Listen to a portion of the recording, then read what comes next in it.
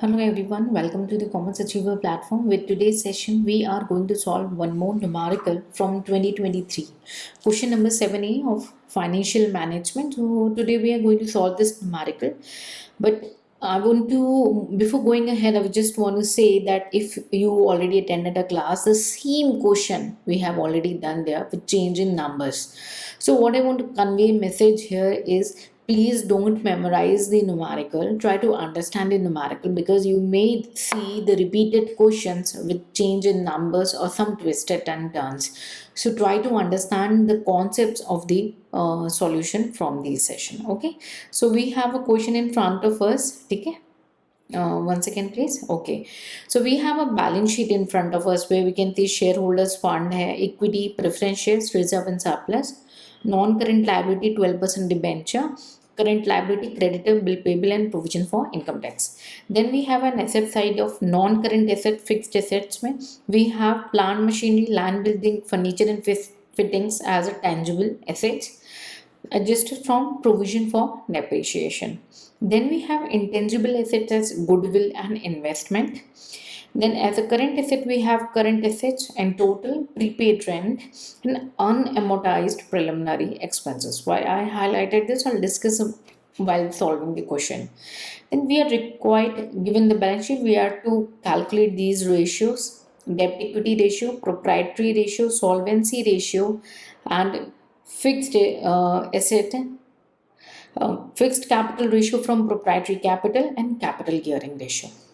No worries, we are going to solve every ratio and I'll try to give you a better understanding and with the explanation why we include that particular item or not. But still, if you come across any query, feel free to ask in a comment section.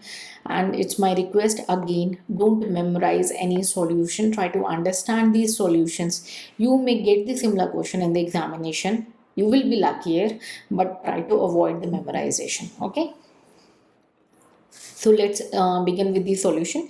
So first we are going to compute debt equity ratio. So I hope you can read debt equity ratio. The demand of the question is debt and equity portion of the ratio. So the formula can be long term debt, okay, long term debt by equity shareholders fund. Okay, so I'm going to deal few questions here. Long term debt you can easily find out in our given question. There is only debentures. Okay, so we have as a non-current liability, as a long-term debt is only debenture in our given case. There can be other areas also which we can find in the different questions. Equity shareholder funds or a equity portion of this particular formula which is raised in exam. So it specifically mentioned equity.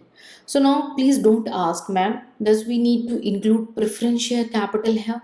No, we don't need to include preference share capital because the word specific equity, it depends on the demand of questions. It's somewhere we need to include the preference shares, but it all again depends on the what is the demand of the question. But here the question is restricted to the equity ratio. So the equity is the equity shareholder fund where we are going to include equity share capital only, not the preference share capital. I hope it's clear. Okay, so let's compute each item. Long term debt we have called as in a non-current liabilities. Okay, so in our given case we have a debenture, 12% debenture. Okay, value 4 lakh rupees. Then equity shareholders fund. So one point I have already cleared. Now we are going to discuss one more point here, one twisted point. Just give me a moment. So I told you that we are going to take equity share capital. Okay, equity share capital here. We have rupees 5 lakh of equity share capital, reserve and surplus. So why we are taking reserve and surplus? Because whatever the amount left at the end, I hope you learned in your company accounts, which you already covered there, that the whatever left as in the form of reserve or as an extra, it's a part of the equity holders. That is after paying every outsiders, including the preferential, whatever left is goes to the equity holders. That's why in the equity portion we always includes reserve and surplus. Clear? 92,000. So we can say 5,92,000. But here comes a question about the preliminary expenses. Ma'am, what to do with the preliminary expenses, as we have seen that it is given in the question about the preliminary expenses. So when we talk about the preliminary expenses, which is given as an unamortized preliminary expenses in our given case, it is the initial expenses during the formation of the company. Okay, so these are typically we can see recorded in the asset side of balance sheet, we can see. So while doing these kind of ratios, this preliminary expenses are considered as in fictitious. That means these are not real asset, these are not actually the asset in the form of real asset of the company. These are only incurred in the beginning for the formation of the company. These are not the asset of the company. So these are not even a tangible asset nor a represent as a realizable value. We cannot find it out. So while calculating the shareholder fund for this debt equity ratio, we have to adjust this preliminary expenses, and that need to be deducted from our equity shareholders fund. Why? Because they do not add any kind of real value to the company's equity capital, so it required to reduce from the equity portion. I hope it's clear. So we talk about 2 point here. Preference share capital, these will be not the part of it. That means they are excluded. They are not a part of equity shareholders fund in case of debt equity ratio. Okay, because here we are focusing on the area of equity holder. Okay, second point, preliminary expenses. These need to be deducted from shareholders fund while calculating the debt equity ratio to provide more representation, accurate representation of the actual equity available and the actual asset which is available for the equity holders. Yeah. So let's reduce our preliminary expenses given in the question. Less preliminary expenses, that is 20,000. I hope these points are, because I don't want you to memorize the things, I want you to understood the things. Okay, 5,72,000. So we have equity holders and long term debt. Now we can calculate the ratio, debt equity ratio. Okay, so 4 lakh by 5,72,000.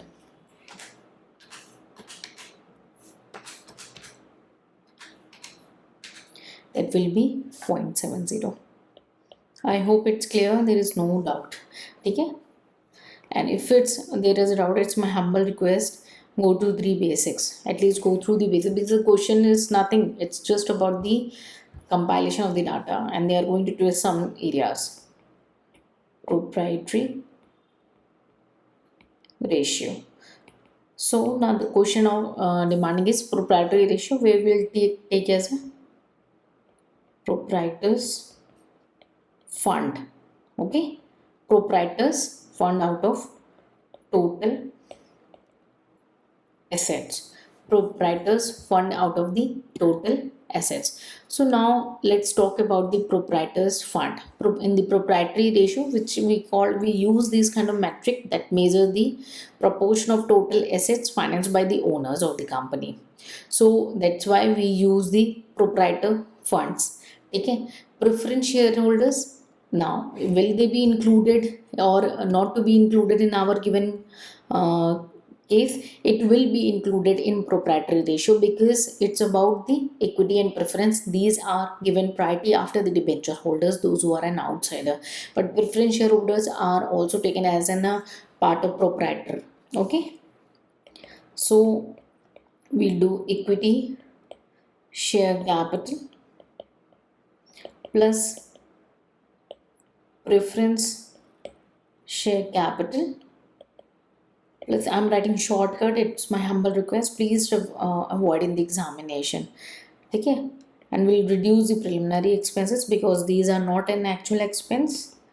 Total assets minus preliminary expenses. I'm writing shortcut, please avoid in the examination. Okay, so we have, if you can see the balance sheet, uh, equity share capital we have 5 lakh rupees in our given case.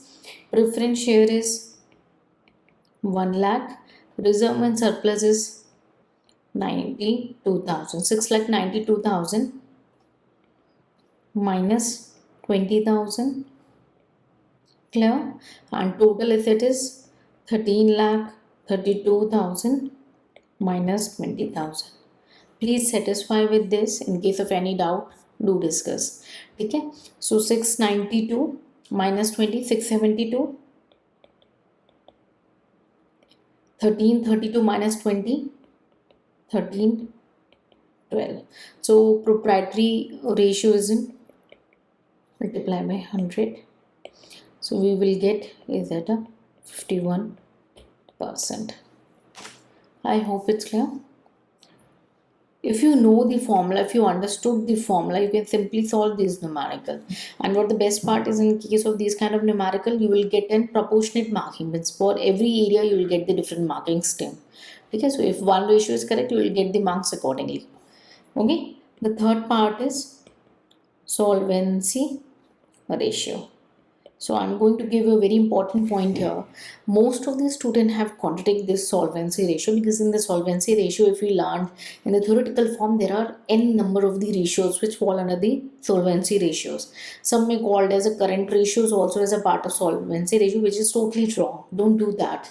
If you have seen the part of our video sessions or the notes which I given with the video lectures, so in that also I have given the same exact question, only the change in numbers, and I give you some more advanced nature of your preliminary expenses and all. Okay, so in the case of solvency, you have to look into the broader. Examiner want to know you the broader viewpoint. So don't go on the specific type of solvency ratio. Don't do that kind of mistake. That's a silly mistake, and that is the area you're going to lose your marks. Don't do that. So when we talk about the solvency ratio, take all the areas, means both long term and short term together. Okay, because if the question asks that, okay, if you can see the question paper, it's a point number 3 they are asking to calculate the solvency ratio, and point number 4 the other ratio. They are not expecting you to take a think like a layman and calculate both long term and short term separately. Don't do that. Don't do that kind of silly mistakes. Okay, so solvency means all together. So let's take all together. Total. There is nothing difference. You are doing separate. That's a mistake. You have to compile it. That's it. Total outside liabilities and total assets. Again, total outside liability, we have 12% debenture in our given case. We have creditors. I'm writing shortcut, please avoid bills payable, that is BP, and provision for tax. I'm writing shortcut, please avoid that. Again, total assets less preliminary expenses. Okay, I'm writing shortcut here. Okay, so let's take debenture was the 4 lakh rupees. Creditor we have 1 lakh. Total 5 lakh so far. Bill payable 40,000, 540, and provision for taxes 1 lakh. 4, 5, 6 lakh 40,000, and total asset we already compute 13 lakh 32,000 less 20,000 preliminary expenses.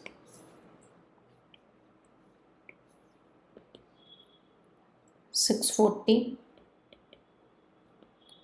and 1312. I hope the concept is clear, that why I'm not calculating separately, because examine what if you can read the question properly, examiner expected you to calculate together, not separately. Even that if they want separate, they ask you separately, right? 0.49. I hope it's clear. Okay, okay. The next ratio, that is the fourth one, is the fixed capital. Fixed capital Okay, ratio from proprietary capital.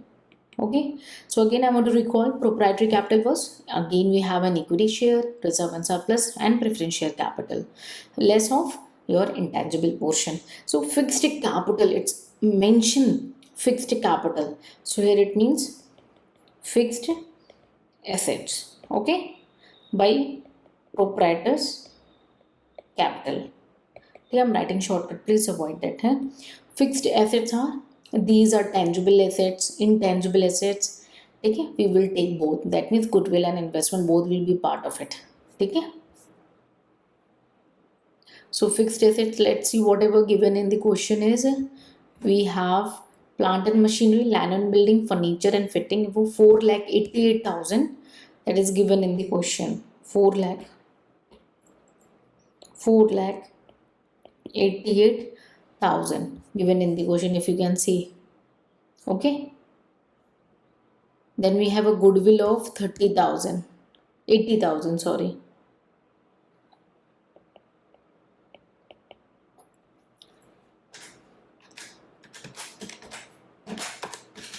That will be, 1 second please, 4,88,000 plus. Okay. So it's my humble request that you should ask, ma'am, why didn't you take investment if you said about the investment?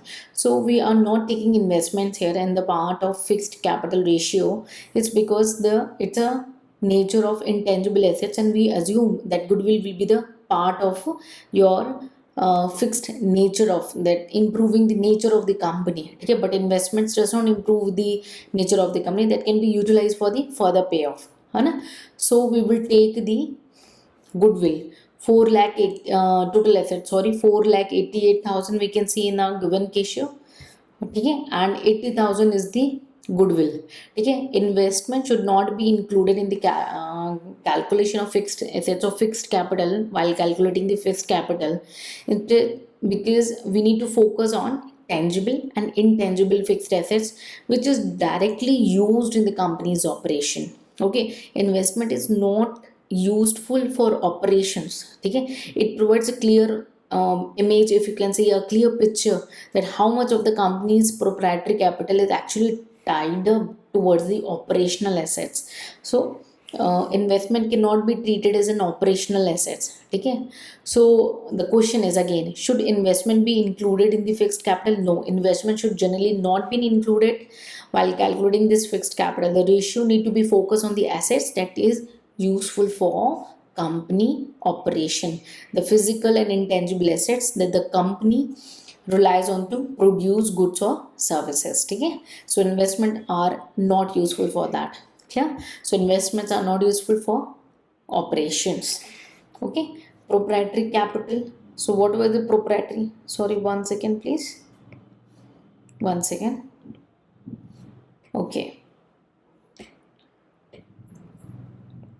so why didn't we include? Because it's not useful for operations. Okay, so proprietary capital we have, just give a moment. Again 4 lakh, sorry, 5 lakh equity, 1 lakh preference, and reserve and surplus 92,000. 6 lakh 92,000 minus 20, 6 lakh 72,000 we already computed. It's my humble request, prepare a separate working note. Okay,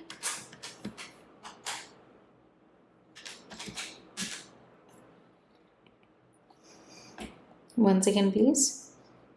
5 lakh 68,000 by 6 lakh 72,000.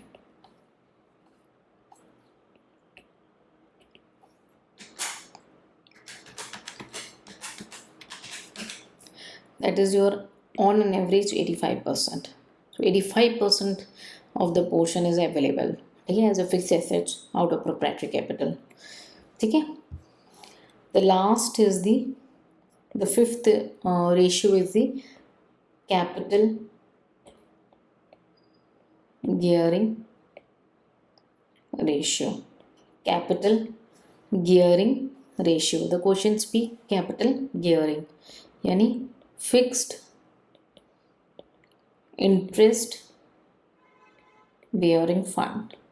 So whatever the fixed interest bearing fund divided by equity shareholders fund. ठीक है, तो fixed interest bearing is your 10% preference plus 12% debenture. Okay, and the equity will be equity and reserve and surplus less fictitious. So preference is the 1 lakh and debenture 4 lakh, total 5 lakh. I hope it's agree. Equity we have 5 lakh and 92,000 as a reserve and surplus. So 5 lakh 92,000 minus 20,000, 5 lakh 92,000. ठीक है, so 5 lakh by 5 lakh 72,000,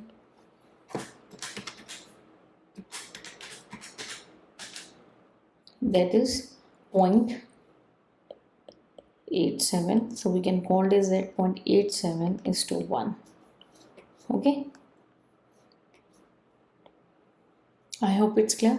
So what all points are included in this particular solutions? Why didn't we included the investment portion? Even we included the goodwill in case of intangible assets. So why we didn't took at some places in a debt equity ratio the preference share capital?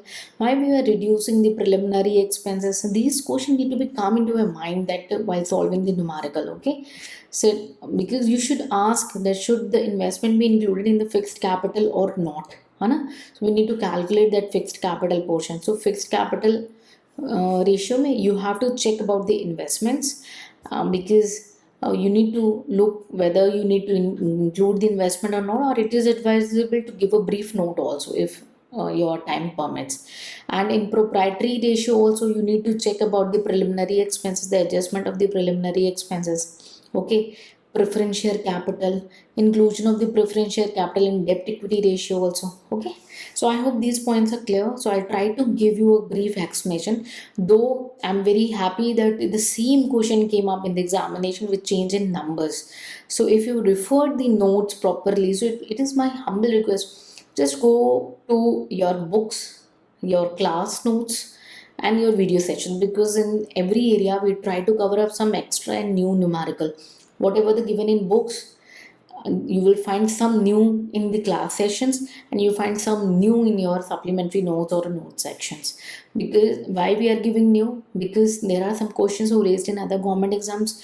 There are a high possibility they will repeat in the UPSC exams in the current session or in the next sessions or the another next sessions. So we try to include those numerical and try to upgrade these notes and all. That's why we are providing you the amendments, updates and the notes via the soft media, because we try to upgrade them so that you spend time wisely towards the current and updated material, not on the old one. Okay, and the video sessions were sufficient. Those were on the basis of past years papers. So I hope this solution help you, you will able to solve it with proper satisfaction. And still any point, if you have any query, feel free to ask in a comment section. We'll come up with some more solutions in the new session and more numerical. We are going to solve more numerical also of the other government exams from time to time, and it's my suggestions to you on the better side. Solve those numerical, spend time, I mean, fast up the videos, but solve those numericals also on the safest place. Okay, so whatever the important points for you, just note it down in your notebooks. Don't make separate notes, just use one book and just use it as a rough up. Note it down there. Okay, so in case of any guidance further, if you need it, feel free to ask in the comment section. See you in the next session. Till then, take care. Bye bye and Jai Hind.